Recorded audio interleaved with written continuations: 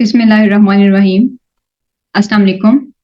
Here is Mubin Nas from MK Preparations, and today we're going to discuss about class Pisces fishes. We'll study about general characteristics, classification, form and function of class Pisces. This topic is very much important related to all the competitive exams preparation like Punjab Public Service Commission PPSC, Sindh Public Service Commission SPSC, Federal Public Service Commission FPSC, Khyber Pakhtunkhwa KPPSC. And the material coded in these slides have been taken from different books, and these source books include FSC Biology Part 1 and Part 2, Federal Biology Part 1 and Part 2, Zoology Miller and Harley, Hickman Zoology Book, Campbell Biology, and Rawan Biology.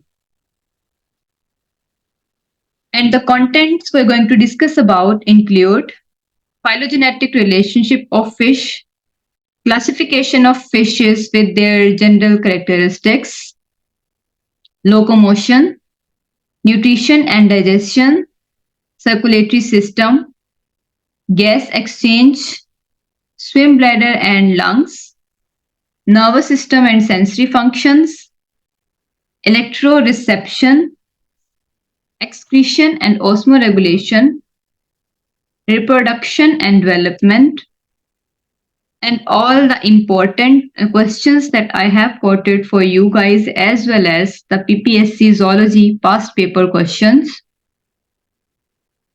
So, first of all, we'll discuss about the phylogenetic relationships. Fishes are the ancestors of all the vertebrates. The hagfishes are the most primitive vertebrates known.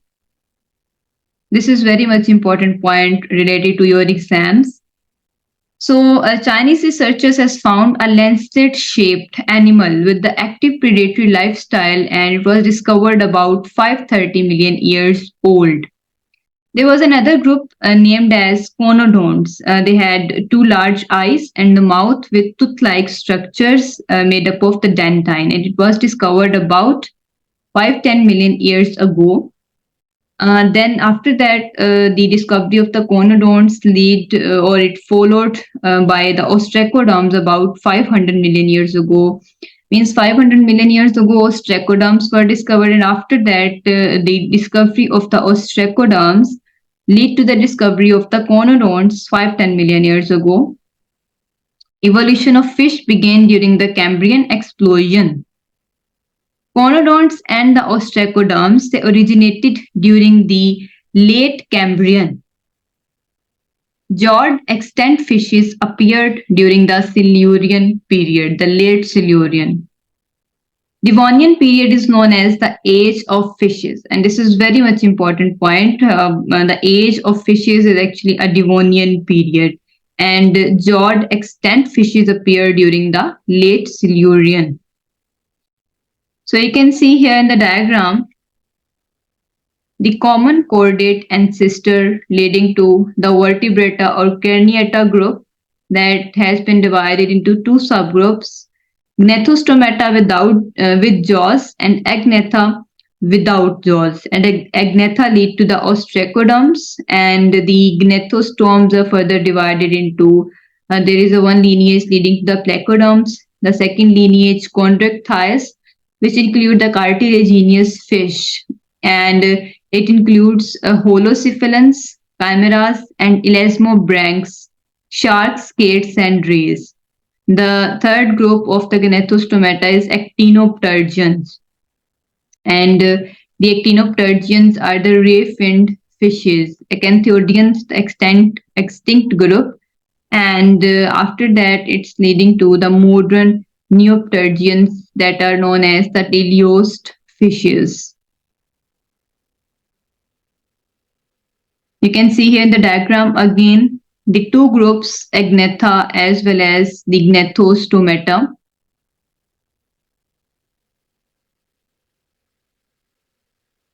and Agnatha divided into the Myxini, class Myxini. And the examples of the Myxini are hagfishes, Petromyzontida, to which lampreys belong, and the Gnathostomata is divided into teleostomy, and teleostomy include the osteichthyes, the bony fishes, which include actinopterygii and sarcopterygii, the ray-finned fishes and the lobe-finned fishes. And the second group of the Gnathostomata is chondrichthyes. These are cartilaginous fishes, which include elasmobranchs, sharks, skates, rays, and the holocephali, chimeras, or the red fishes. And all other groups are the extinct groups. This sign actually represents the extinct organisms. So, stegoderms, plecoderms, acanthodians, these are all extinct groups. Now, there are two key characteristics of the vertebrates. The fish taxonomy is based on these two characteristics, the bone and the brain. How the bones originated? The bones may arose from the denticles of the skin, as in sharks. This one is actually a first concept, that the bones might be originated from the denticles of the skin, as in sharks, as you can see here in the diagram. And the second concept is the bones might be originated by the accumulation or the deposition of the minerals, like the calcium minerals. And first bones were observed in ostracoderms, the bony armors, about 500 million years ago. And the adaptive radiation led to the jaws and paired appendages in fishes. After the ostracoderms, the jaws and the paired appendages were observed in fishes. This radiation gave rise to a huge diversity of the fishes that are present today. Now, the origin of fishes. Either it is marine or freshwater.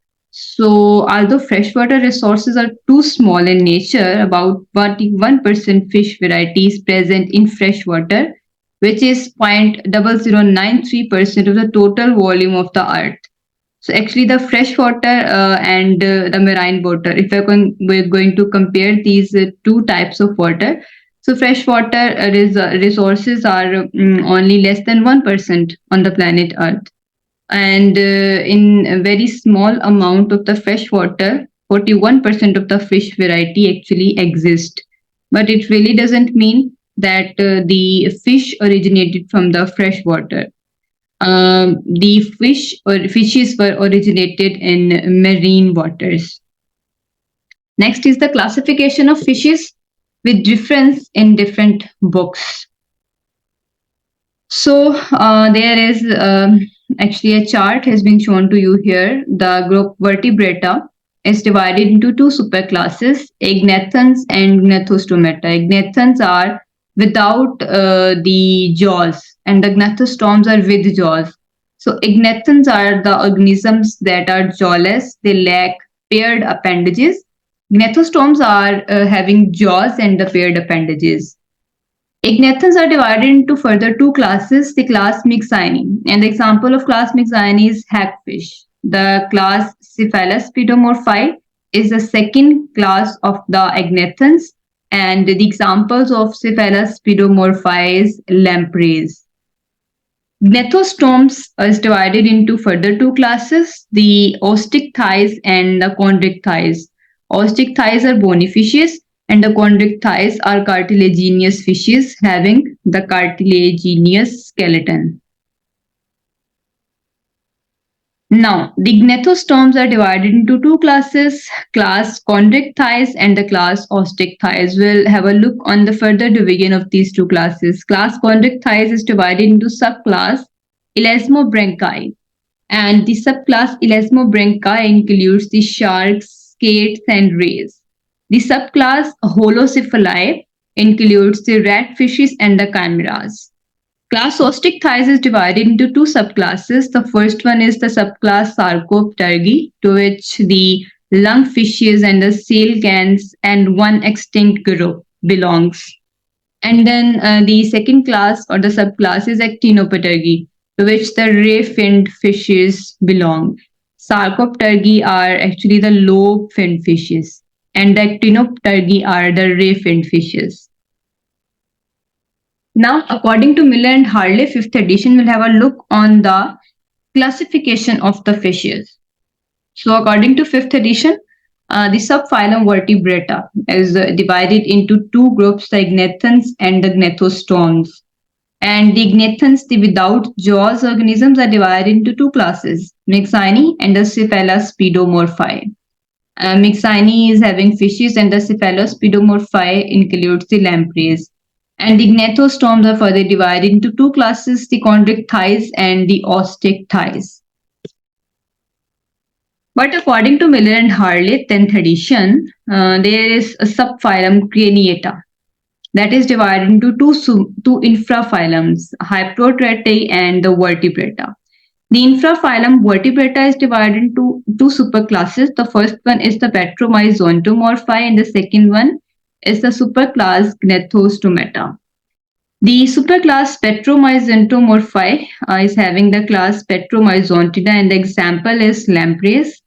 The superclass Gnathostomata is now again divided just like the previous one in the 5th edition is divided into two classes, the chondrichthyes and the osteichthyes. Okay, and the osteichthyes are the bony fishes and the chondrichthyes are the cartilaginous fishes. Now we'll have a look on the general characteristics of all classes.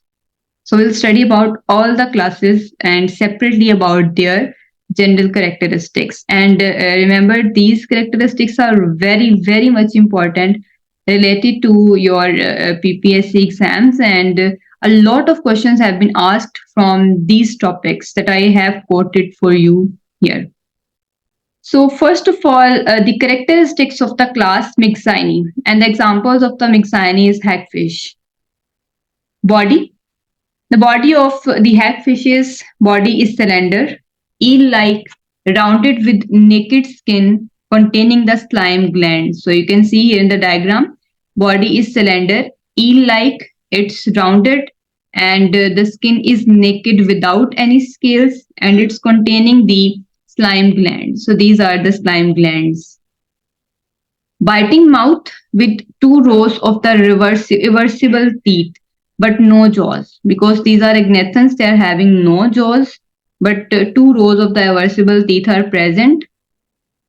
So you can see here in the diagram, there are 5 to 15 or 16 pairs of the gills with a variable number of the gill openings. So these are the external gill openings. So 5, 15 or 16 pairs of gills are present here. No paired appendages, there are no paired appendages. You can see here, no dorsal fin is present here, but the caudal fin, you can see here, the caudal fin is present and it extends anteriorly. The caudal fin or the tail fin, you can see here it's extending anteriorly along the dorsal surface of the body. And this one is the mouth, internal structure of the mouth having the keratinized teeth on the tongue. You can see here, these have been arranged into rows.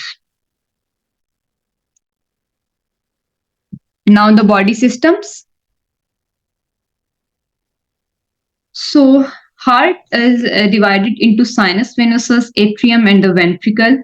Accessory hearts, aortic arches in the gill region are present. Fibrous and the cartilaginous skeleton, in them the notochord is persistent. You can see here in the diagram, notochord is present. And these are the chambers of the heart, the sinus venosus, atrium and ventricle. Pronephric and segmented mesonephric kidneys are present. Marine, they are marine. The body fluids are isosmotic with the seawater. They're having the same concentration of the minerals in the inside and outside the body. Digestive system is without stomach. Their digestive system is having no stomach. You can see here the mouth leading to the pharynx. The digestive system is having no stomach. There are no spiral valves or cilia in the intestine.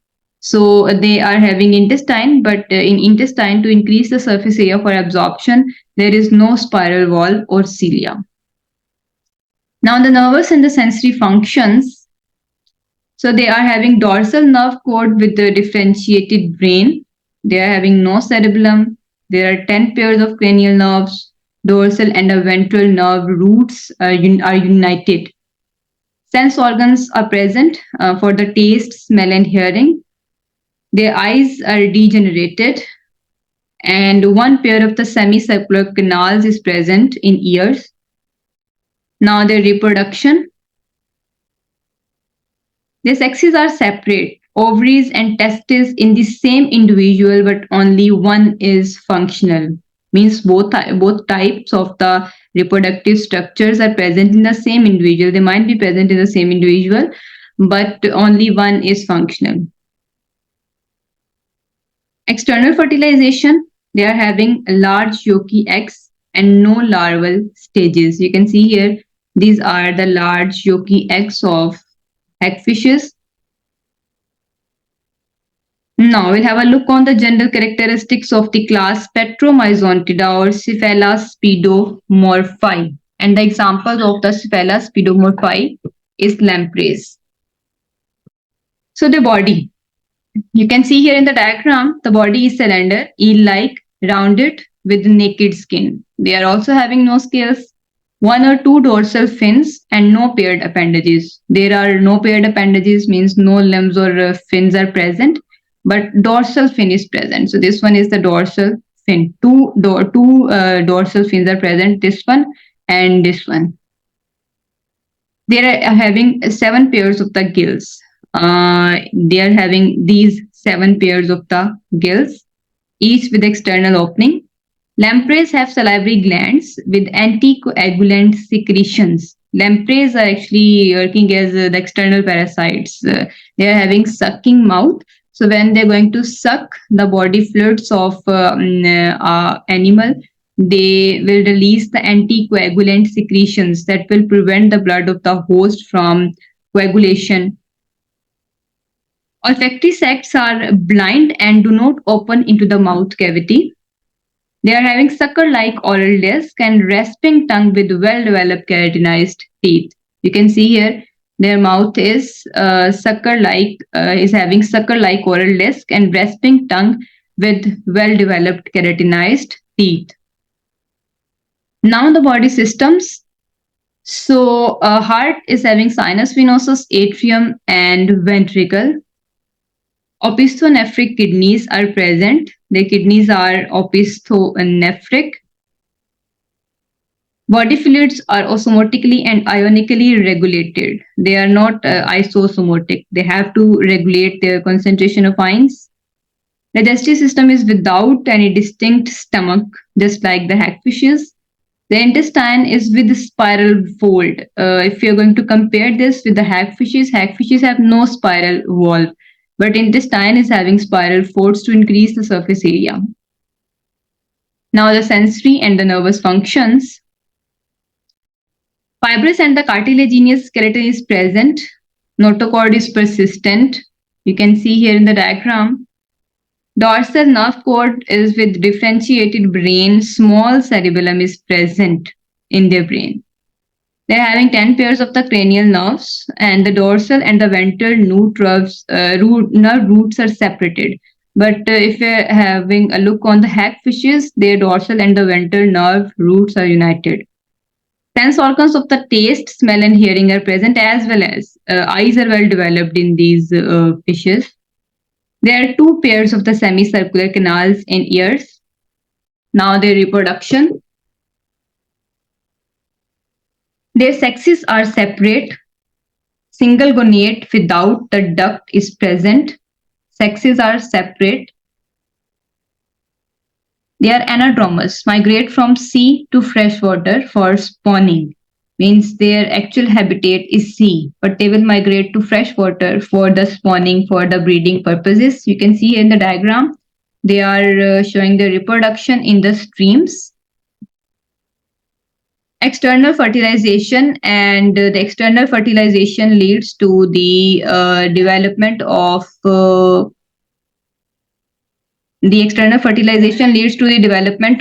the fish, and this actually represents the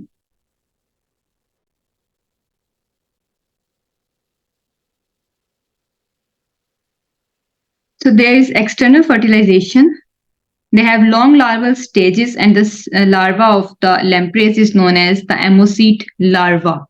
So from the eggs, the larva is going to hatch, and this larva is known as the ammoset larva. It's a filter feeding larva. It will metamorphose and it will be converted to the adult lampreys, and then it will migrate towards the sea for completing its life cycle. Most adult lampreys prey on other fishes, but the larvae are filter feeders. So it's the same thing. The larvae are filter feeders, but the adults are actually parasitic. They're going to feed on the other animals. Life history of a sea lamprey. Adult sea lampreys live in the ocean. Okay, so adult lampreys live in the ocean, and the lampreys are feeding on the fish in the open ocean. Near the end of their lives, they migrate into the freshwater streams where they mate.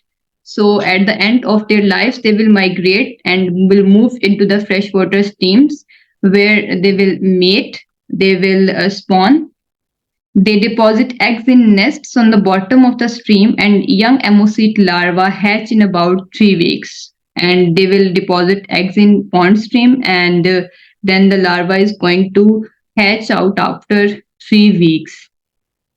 And ammoset larvae are the filter feeders until they attain the sexual maturity and metamorphose into adult. So the larva is filter feeder, and then it will metamorphose. It will be converted to the young or the adult lamprey. The adults then will migrate back to the sea for completing their life cycle.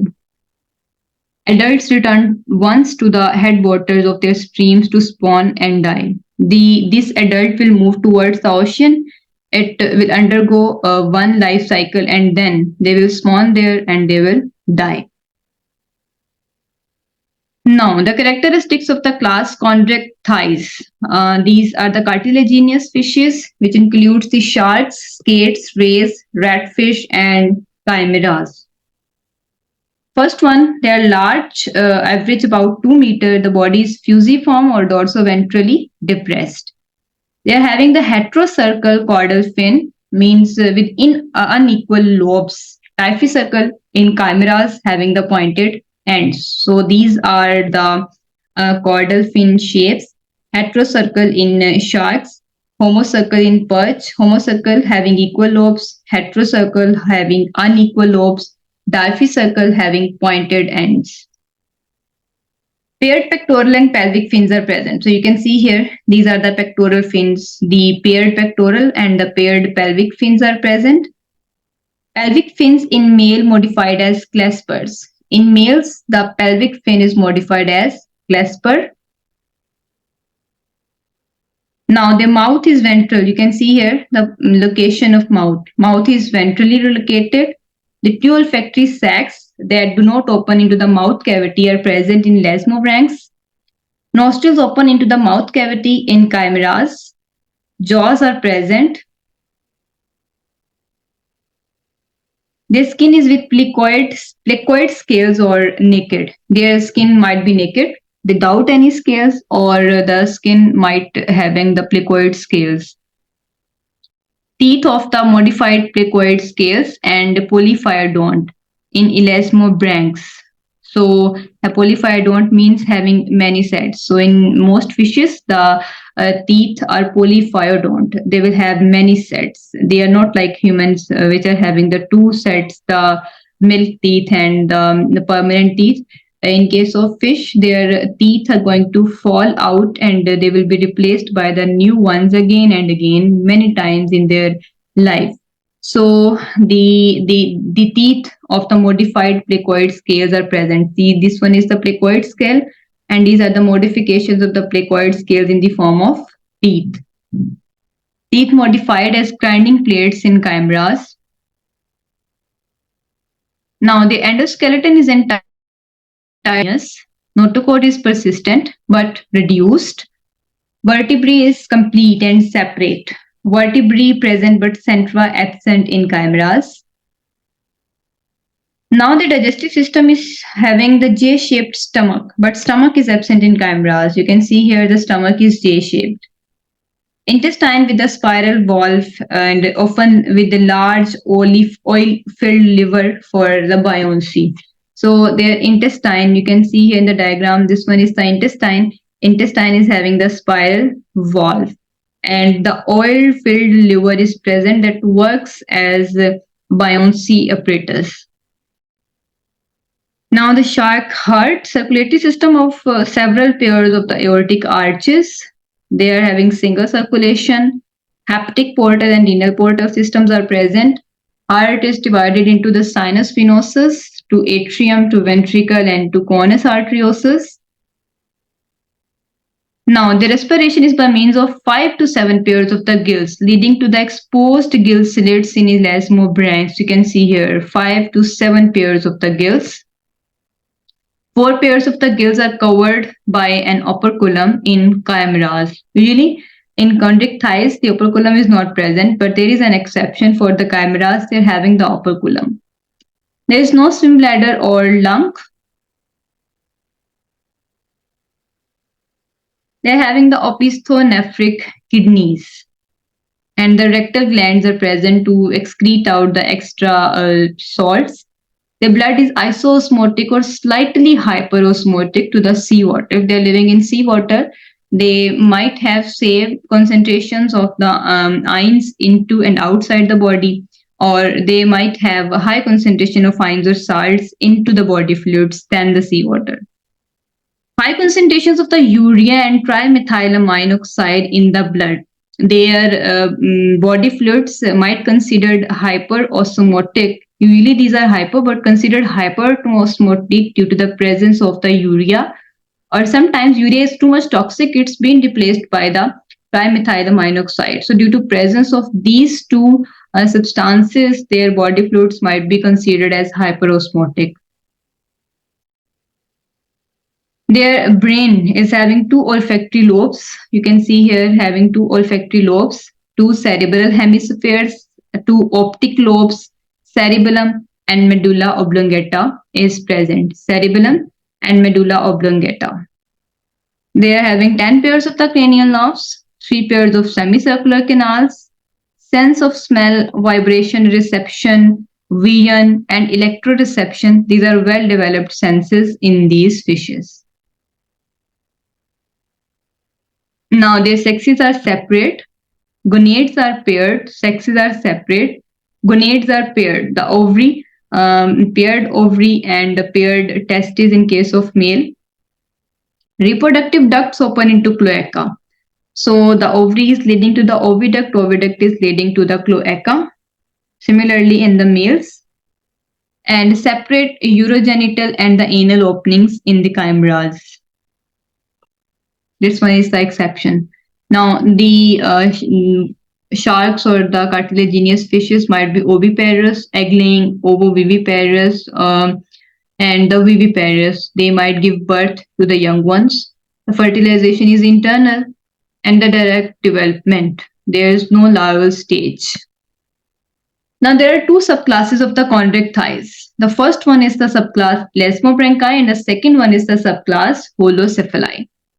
Subclass elasmobranchi, they're having swim bladder, a gill cover, and bony skeleton is absent. So these 3 things are absent in elasmobranchi. The gill covering means the operculum, the swim bladder, and the bony skeleton. They are having tough skin with the dermal or the placoid scales. Example is sharks, skates, and the rays. Now the subclass holocephali. Subclass holocephali contains about 30 species. They are having no scales. The operculum covers the pharyngeal slits. Teeth are modified into crushing plates. Example is ratfish and the chimeras. The ratfish and the chimeras. Now, the class osteichthyes, which includes the bony fishes. So the bony fishes, they are at least having some bones in their skeleton and they are having scales on their body. And the types of the scales are the cycloid, ganoid, enoid scales. Placoid scales are not present on the body of the bony fishes. They are having bony operculum and that is covering the gills. Pneumatic sacs functions as lungs or the swim bladders. So these are the three most important characteristics of the bony fishes. Now, there are two subclasses of the ostrich thighs. The first one is the subclass Sarcoptergi that are known as the lobe-finned fishes, as you can see in the diagram. And the second one is the subclass Actinoptergi that are known as the ray-finned fishes. Now, we'll separately describe these two types of fishes, class Sarcoptergi or the lobe-finned fishes.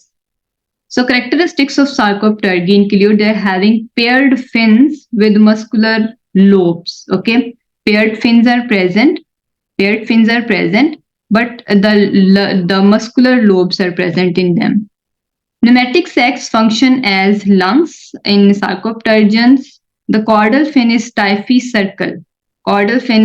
difficircle. Okay, pointed. Gills supported by bony arches and covered by an operculum.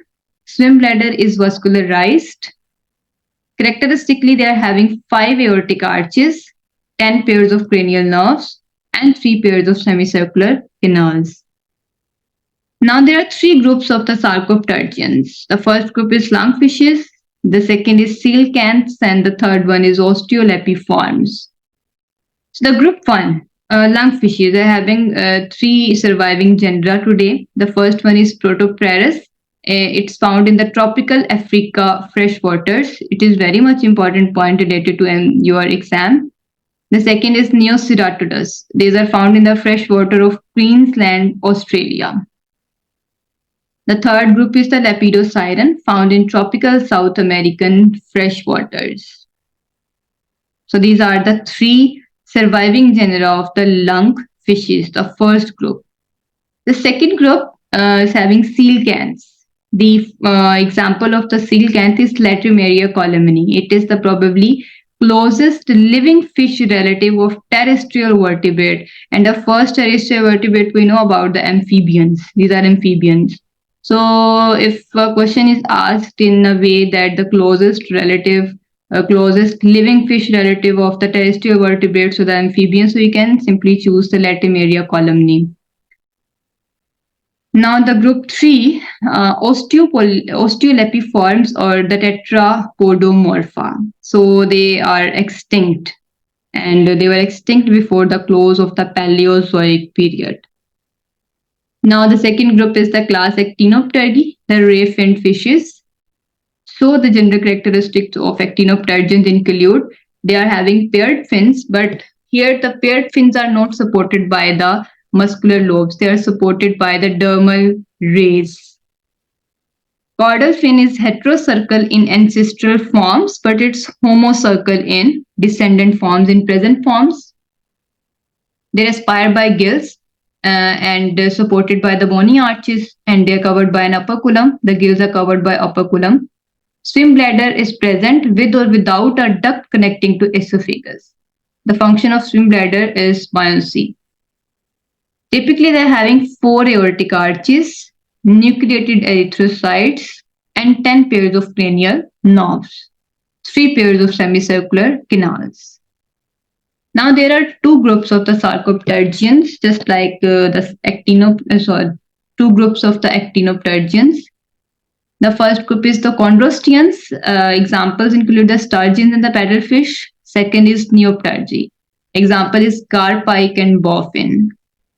So first of all, Chondrosteans include the sturgeons and the paddlefishes. They are having a cartilaginous skeleton. They are having tail with large upper lobe, means it's heterocircle.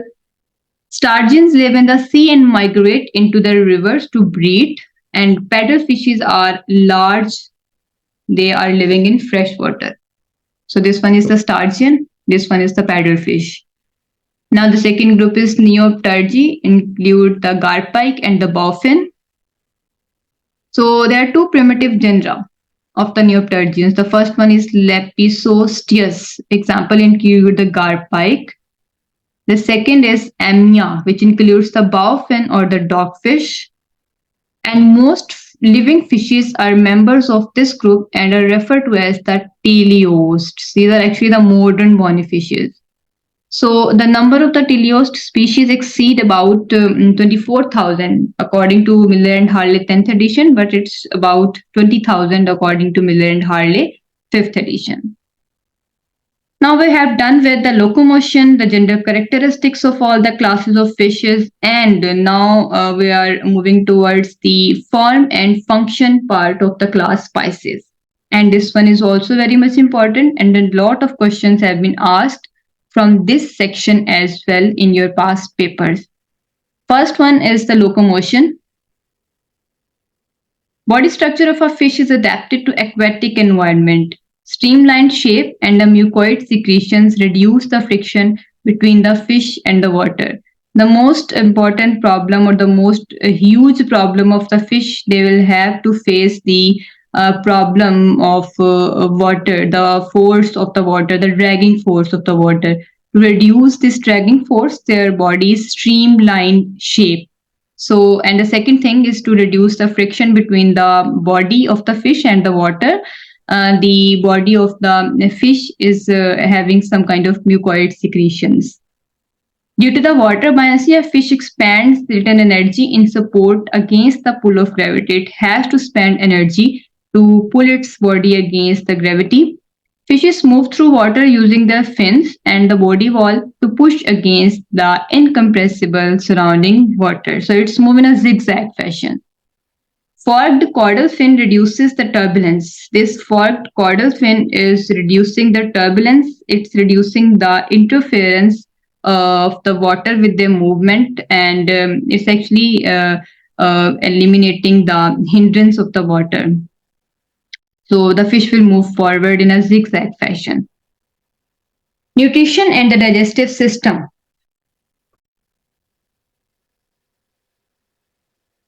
Stomach stores large, often infrequent meals. Small intestine is the primary site for enzyme secretions and the food digestion. Spiral valve in shark and pyloric ceca as out pocket of intestine in bony fishes increase the absorption and the secretory surfaces. So they are having a stomach. In case of sharks, the stomach is J-shaped. So it's a storage organ. But small intestine is the actual site that is releasing enzymes for the food digestion. And small intestine is having the spiral valve in case of sharks. And the last thing is, in case of sharks, the thing that is going to increase the surface area for absorption in sharks' intestine is spiral valve. You can see here. But in case of bony fishes, the spiral valve is absent. It's been replaced by the pyloric ceca to increase the surface area. Earliest fishes were probably the filter feeders using the gill wreckers and scavengers. They used the gill wreckers to filter the food from the water. And some were scavengers, they were feeding on other organisms. And the modern fishes, they are not filter feeders, they are actually preying upon the variety of animals. So the kind of food that one fish eats at different times in its life varies. It's not dependent on one type of food. And fish usually swallow the prey whole. Herring, paddlefish, and whale sharks, these are filter feeders. As you can see here, these are filter feeders. Other fishes such as carp, they feed on variety of plants. Lampreys are external parasites, and these are going to suck the blood of their host. The mouth is sucking. Circulation in fishes. All the vertebrates have closed circulatory system, just like the fish. Heart pumps the blood through a series of the arteries, capillaries, and veins. So the blood flows from the venous system through the sinus venosus into the atrium. As you can see here, from the sinus venosus, the blood is moving toward the atrium. From the atrium, blood flows towards the ventricle. Anterior to the ventricle is the conus arteriosus, and the blood will move towards the conus arteriosus, and then it will move towards the ventral aorta. Blood is then carried to the afferent vessels. The afferent vessels, these are the afferent vessels that are leading towards the gills, and in the gills, this blood is going to be oxygenated. Blood will then be collected by the efferent vessels and it will be delivered to the dorsal aorta, and then from the dorsal aorta it will be distributed to the body. So you can see here the fish heart is actually a single circuit heart. From sinus venosus, the deoxygenated blood will move towards the atrium to ventricle to conus arteriosus to ventral aorta to the gills to efferent arterioles. After being oxygenated through the efferent arterioles, it will be shifted to the dorsal aorta and then to the body. And now from the body, the deoxygenated blood will again be collected by the sinus venosus. Blood then returns back to the heart through the venous system. In lung fishes, there is some kind of modification. Circulation to the gills continues, but in case of lung fishes, the lungs are present. There is a separate way or the pathway for transferring blood to the lungs, and the circulation to gills continues, but the pulmonary artery to the lungs has developed as a branch of aortic arch 6. It's very much important point. The pulmonary artery has developed as a branch of aortic arch 6. It will carry blood towards the lungs. Okay. So from the lungs, the blood is going to be oxygenated and then it will be returned back to the heart, to the pulmonary veins. Blood from the lungs returns to the heart, the pulmonary vein entering the left side. Partial vein of the atrium and the ventricles and the spiral valve in the conus arteriosus keeps the blood from the body and from the lungs separate. Now the gas exchange. In fishes, the gas exchange occurs when water passes across the gill surface. These are the gills of the fish. Water enters through mouth and then it's moving towards the gills where all the oxygen present in the water will be transferred to the blood and then the water is moving out through the gills. Most fishes have a muscular pumping mechanism to move water into mouth, to pharynx, to gills, and then out through the gill openings.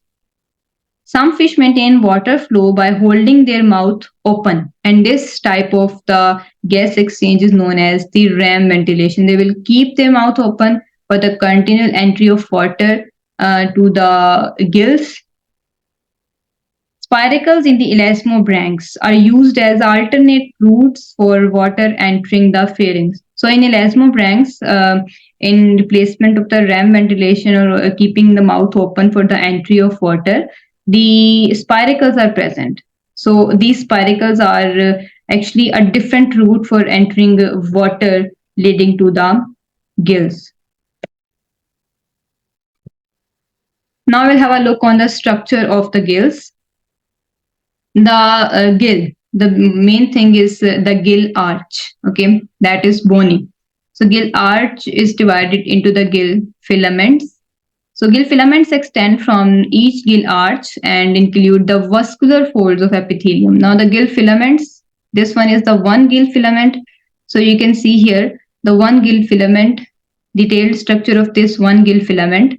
It's having the vascular folds and these folds are known as the pharyngeal lamellae.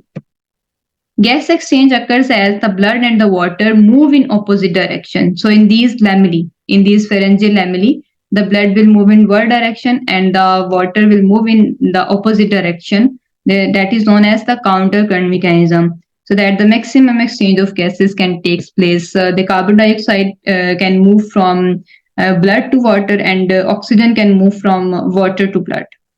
This process is known as the counter current exchange mechanism. As you can see in the diagram, if the two things are moving in the same direction, the water and the blood, so the concentration might meet at some time. To avoid this, and there will be no exchange of gases, when there will be equal concentration of oxygen and carbon dioxide on both of the sides, so there will be no exchange of gases.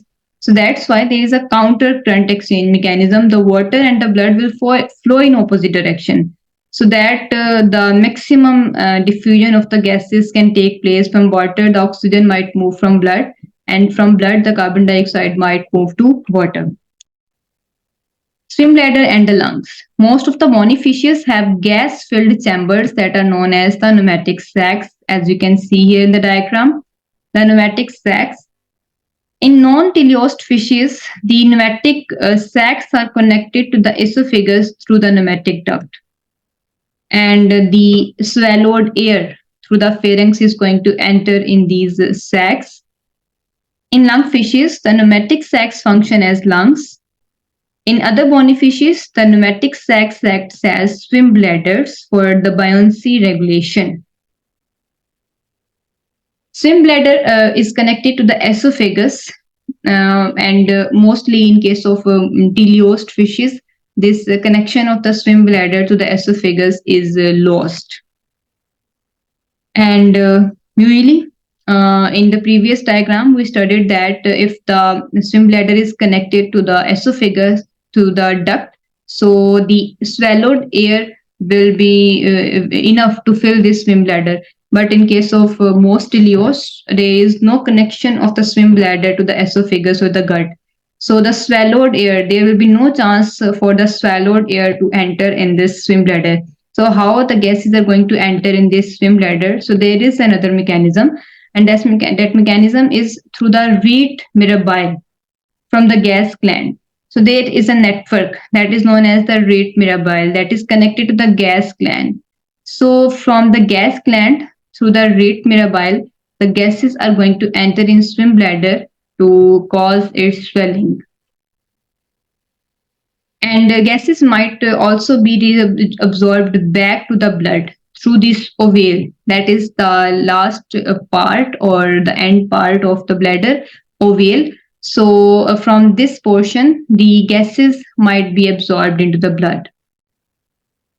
Buoyancy regulation in fish. Fish maintain their buoyancy in water in one or more of the four ways: by low density compounds in tissue to reduce their body weight, by using fins to provide lift, by the reduction of heavy tissues, and by the swim bladder as a flotation device to maintain the buoyancy. And a fish maintains or regulates the buoyancy by keeping the concentration of the gases in their swim bladder at a normal level. And some fishes gulp air, means they're going to swallow air to fill up the swim bladder, but some will fill up the swim bladder using the vascular network, the reed mirabile, through the gas gland. Nervous and the sensory functions of the fish. They're having central nervous system consisting of the brain and the spinal cord. Sensory receptors are widely distributed over the body, specifically in the lateral line system. And external nares are the blind ending sacs with olfactory receptors. Okay. In a few fishes, the external nares open to mouth. Eyes of the fish are lidless, as you can see in the diagram. The lenses are round, and the focusing requires moving the lens forward or backward.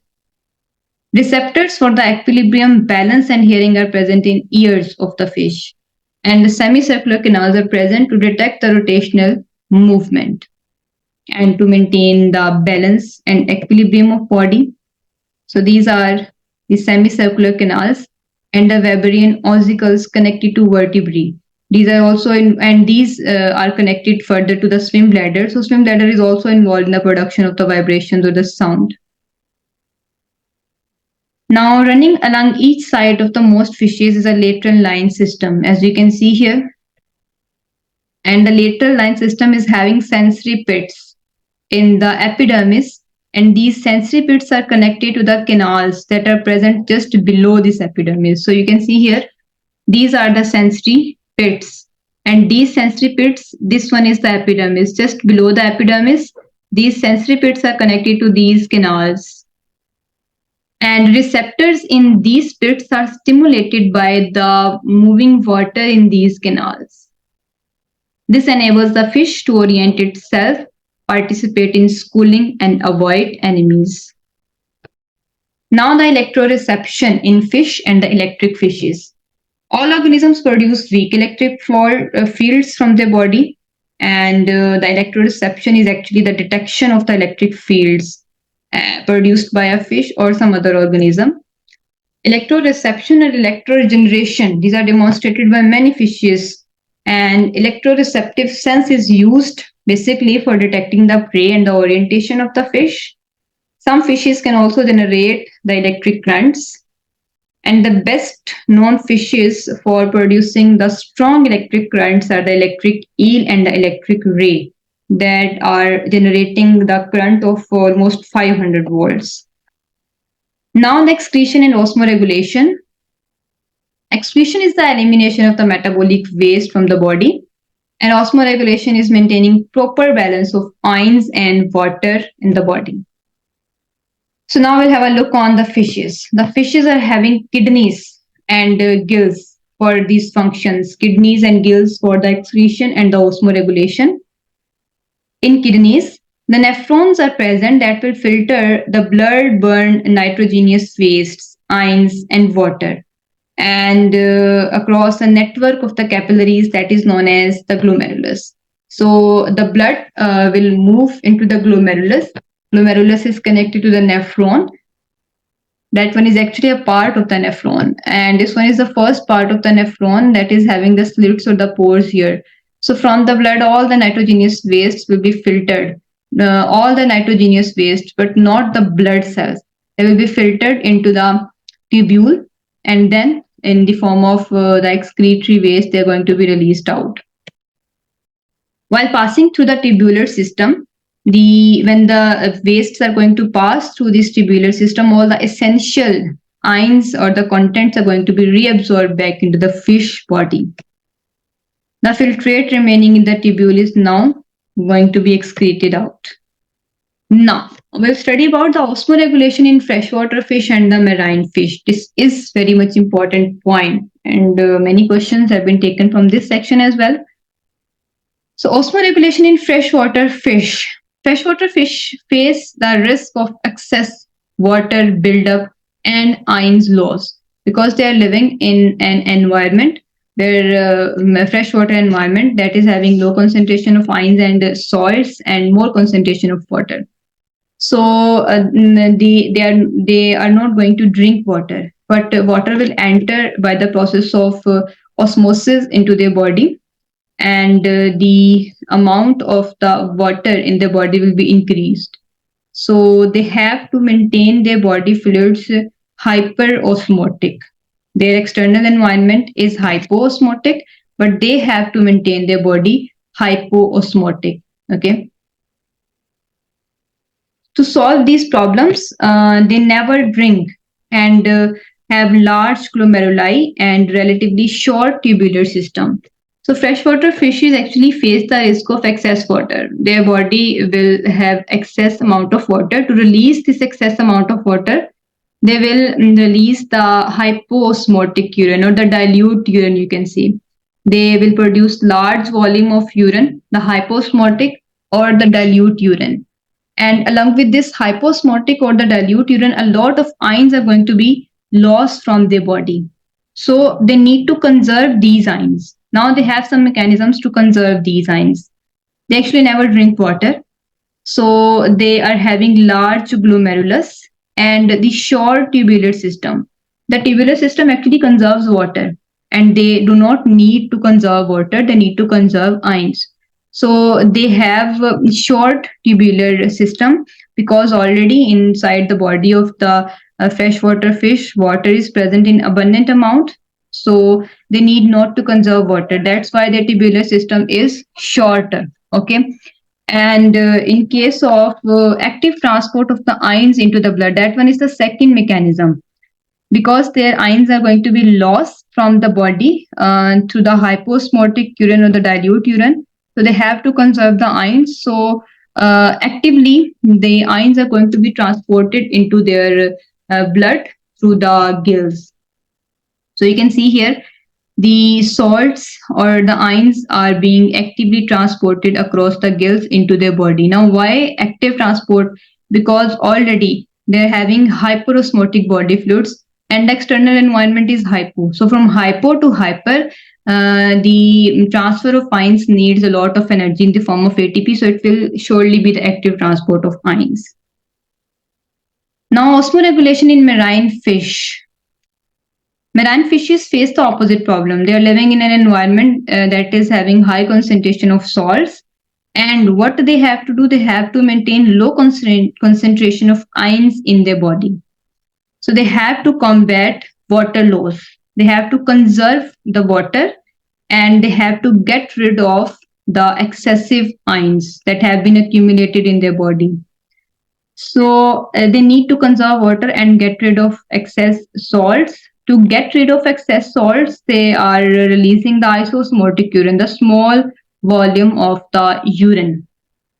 And they have some kind of glands, the rectal glands that can excrete out excess salts. They drink water actually. They drink water and eliminate the excess ions by the excretion, defecation, and the active transport of ions across the gill surface. Now, why active transport?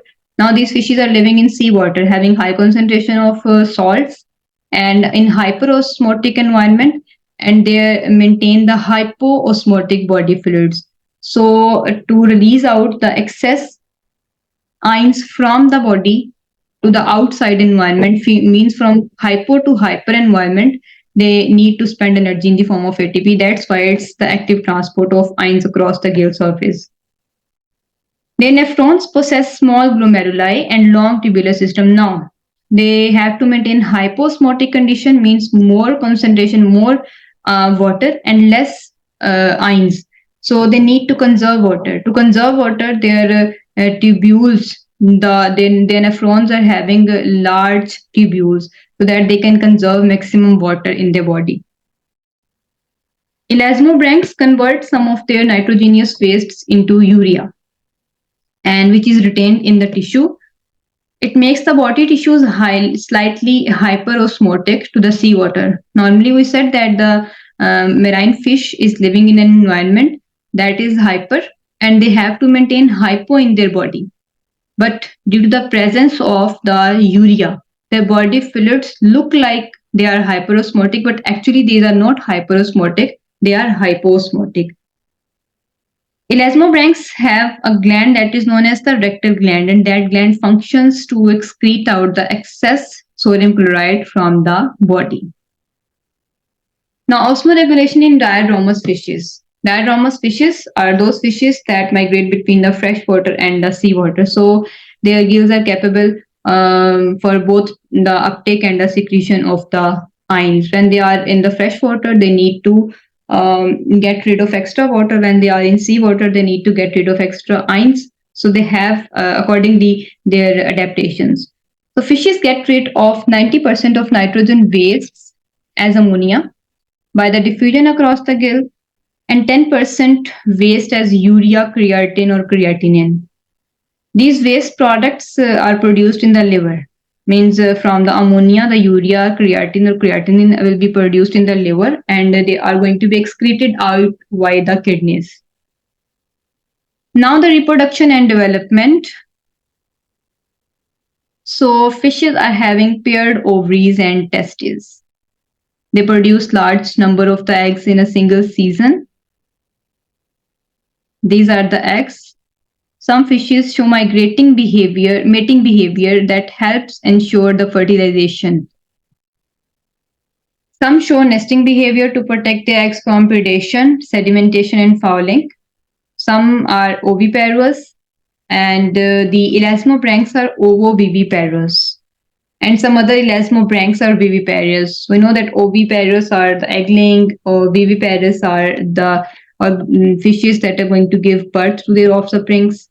Some fishes have specialized structures that aid in sperm transfer, like claspers in male sharks. Some fishes construct and tend nests, and some carry the embryos during their development. Sunfish and the stickleback, they provide short-term care of post-hatching young. As you can see in the diagram, the sunfish, this one is a stickleback fish that is providing short-term care to the post-hatching youngs. The cichlids engage in the long-term care of their young ones. So it was all about the form and function we have done with the characteristics, form and function, and the classification of the class Pisces. Now we are moving towards the important MCQs. The first one is this subclass of the bony fishes contains the lungfishes and the coelacanths, and that one is the Sarcopterygii. Number 2, Elasmobranchs convert some of their nitrogenous wastes into urea in the liver. Number 3, lungfishes are represented by which of the three genera? So these are Neoceratodus, Protopterus, and Lepidosiren. Number 4, a group of the ancient eel-like animals, the conodonts, are known from the fossils that date back about 5-10 million years ago. Number 5, which of the following is a true fish? That's the dolphin. No, dolphin is not a true fish. Silverfish, it's an insect. Cuttlefish is a mollusk, and dolphin is a mammal. So flying fish is a true fish. Number 6, the vertebrate having entire cartilaginous skeleton is the scoliodon. And the number 7, the feature of the monofish is not found in sharks. So sharks are having gills, the mineralized teeth, the pelvic and the pectoral fins, but they are not having swim bladder. Number 8, which percentage of fish is found in fresh water? So it's 41%. Number 9, which of the following is a fish? Sea pen, sea cucumber, sea lion. So these are not fishes. The seahorse is actually a fish. Number 10, stingrays carry poison on their tail. Number 11, all are the functions of the air bladder except excretion. So the air bladder is involved in respiration, in movement, in sound production, but it's not involved in the excretion of the waste products. Number 12, larva of the lamprey is known as ammocyte larva. Number 13, some elasmobranchs have modified pelvic fin for copulation, that is known as the clasper. Which of the following aortic arches form the pulmonary artery in lungfishes? So it's sixth one. Number 15, members of the vertebrate class dash include the sharks, skates, and rays. So it's chondrichthyes. Number 16, a vascular network that allows gases to move from bloodstream into a fish swim bladder is called the rete mirabile. Number 17, agnathids are having lack of paired fins and jaws. They are having no paired fins and jaws. Number 18, which class of the fishes include subclasses Actinopterygii and Sarcopterygii? So it's definitely ostrichthyes, the bony fishes. Number 19, blood from the conus arteriosus in fish flows towards the gills. Number 20, the diadromous fishes, they migrate between the freshwater and the marine environment. Number 21, according to the claristic analysts, which of the following are the most primitive vertebrates known? So these are hagfishes, the most primitive vertebrates on the planet Earth. Number 22, sharks have tough skin with placoid scales. Number 23, hagfishes are included in the class Myxini. Number 24, Lepidosiren is found in the rivers and the lakes of tropical South America. Number 25, it's probably the closest living fish relative to the terrestrial vertebrate. So it's the Latimeria columni. Now we're having some most important past paper questions from the PPSC Zoology exams from 2001 to 2022. So guys, I have quoted all the questions from 2000 PPSC Zoology exam 2001 to 2022 for all of you, so that you can easily analyze that which type of questions have been asked in your past papers, in your past PPSC Zoology papers. So the first one is the petromyzon belongs to the agnathids. Petromyzons belong to the agnathids. They are having no paired appendages and jaws. And this question has been taken from the PPSC Zoology exam 2015. Number 2, the lateral line system is present in. So it's present in fish, not in frog, reptile, or dinosaur. It's present in fish. And this question is also from PPSC Zoology 2015 exam. Number 3, ctenoid scales are present on the bodies of the ostrichthyes. Chondrichthyes are having placoid scales. And this question is from PPSC Zoology exam 2015. Number 4, what is the name of the functional kidney in the fishes? So it's the mesonephros. This question is also from PPSC Zoology 2015 paper. Number 5, the heart of the Pisces is single circuit heart. And this question has been taken from 2015 as well. Number 6, lampreys belong to the class. It's belong to the class Petromyzontida. And this question has been taken from PPSC Zoology exam 2017.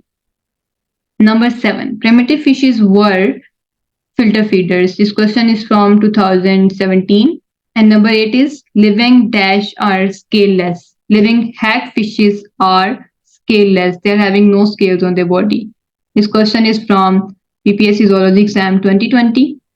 Now number 9, the dash fishes have well-developed stomach and intestine is shorter than that of the herbivores of the comparable size. This question is from PPSC exam 2020. And the answer is predatory fishes. Predatory fishes are having well-developed stomach and their intestine is shorter than the herbivores.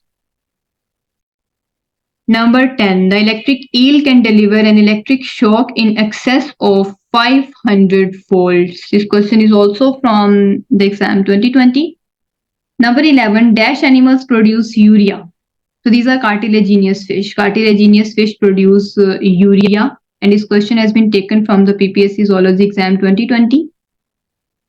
Number 12, cortisol in the fresh water increases dash in fish gills and it increases the chloride ions in fish gills. And this question has been taken from 2020. Number 13, which of the following is a mollusk? Flatfish, silverfish, starfish. So starfish, silverfish, flatfish, these are not mollusks. Cuttlefish is actually a mollusk. Number 14, in female fishes, expression of the follicle stimulating hormone is associated with vitellogenesis, recruitment of new oocyte generation, spermiation, both A and B. So the best answer is both A and B. It's required for both the vitellogenesis and oocyte generation. And this question is from the PPSC Zoology exam 2020 as well. Number 15, rearing of the sea organisms for the food and other purposes is called the mariculture. This question is taken from exam 2022. Number 16, most commonly used organic fertilizer for the fish pond in Pakistan is the urea. This question is also from the exam 2022. Number 17, which of the following have no jaws? So the petromyzons are agnatans. They are having no jaws, the hagfishes. And this question has been taken from the PPSC Zoology exam 2022. Number 18, if we provide all the environmental cues, the spawning in the fish can induce any time in year. This question has been taken from 2022. Number 19, grass carp eats daily how much of his body weight? So it's eating about 50% of its body weight. It's from 2022. Number 20, the fisheries culture which is near lakes for sea body which is closed from all sides except the bottom is known as the pen culture. This question is also from the exam 2022. Number 21, the differences in the scales of the fishes and the reptiles lie in their being epidermal and the dry. This question has been taken from the PPSC Zoology exam 2001. Now, number 22, ammonia is chief excretory product in the fish. This question is from 2001. Number 23, the true jaw is not present in true jaw is not present in agnatans that are without jaws and paired appendages. This question is from the PPSC Zoology exam 2003. Number 24, seahorse is included in the class Pisces or the fish. This is also from 2003. Number 25, mouth in the shark is located on the ventral side. And this question is from the PPSC Zoology exam 2005. Now, number 26, number of the cranial nerves in fish. So these are 10 pairs. And it's from 2006. Number 27, the location of the mouth is ventral in the sharks. This question is also from PPSC Zoology exam 2006. Number 28, the functional kidney of the adult fishes is the mesonephros type. This question is from PPSC Zoology exam 2007.